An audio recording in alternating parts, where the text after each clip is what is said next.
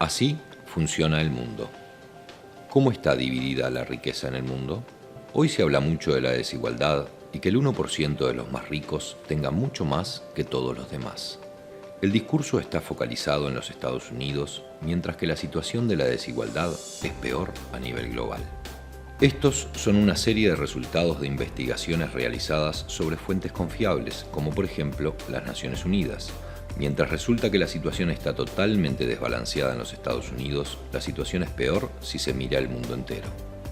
Comencemos por este gráfico que representa una distribución perfectamente equilibrada de las riquezas entre todas las personas vivas en 5 grupos, todos iguales entre ellos. Veamos ahora cuánto posee cada grupo respecto al otro.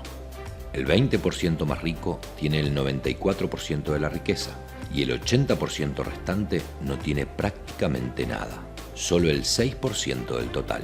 Incluso a la mayoría es difícil verlos en el gráfico, mientras que el 2% entre los más ricos tiene más riquezas que la mitad del resto del mundo.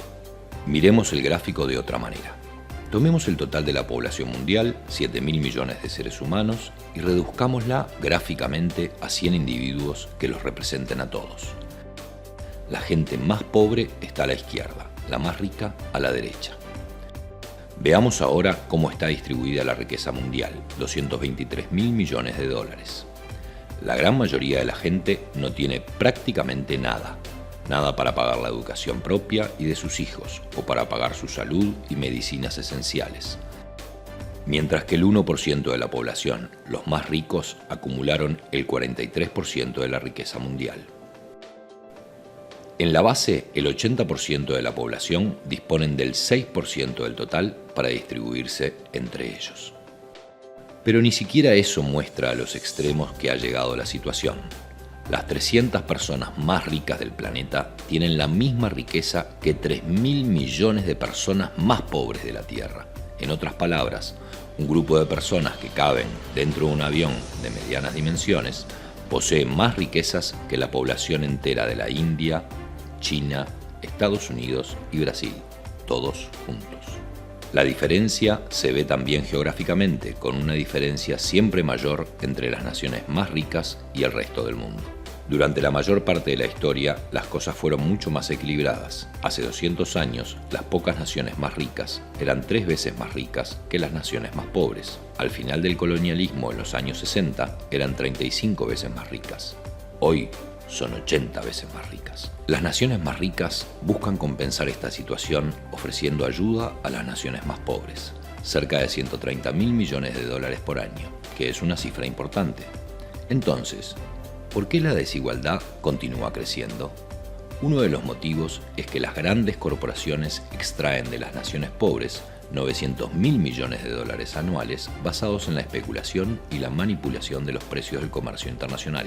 Además de esto, las naciones más pobres pagan 600.000 millones de dólares anuales por préstamos que son pagados más de una vez. Además, están los recursos que las naciones del sur pierden por normas internacionales sobre el comercio totalmente injustas impuestas por las naciones ricas que les permiten tener acceso a nuestros recursos. Los economistas de la Universidad de Massachusetts calcularon que esto le cuesta a los países pobres otros 500.000 millones de dólares. Si se pone todo junto, resulta que todos los años fluyen 2 billones de dólares, es decir, 2 millones de dólares desde los países pobres a los países ricos. Las naciones ricas aman decir que están ayudando a los países pobres a desarrollarse.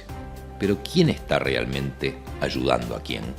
Eso hace pensar que hay cosas profundamente equivocadas en las reglas de la economía global. No puede ser justo que la riqueza de nuestro planeta se haya concentrado en un número muy reducido de personas. Este no es el mundo que queremos. Se puede y se debe luchar para cambiarlo. No alcanza con quejarse.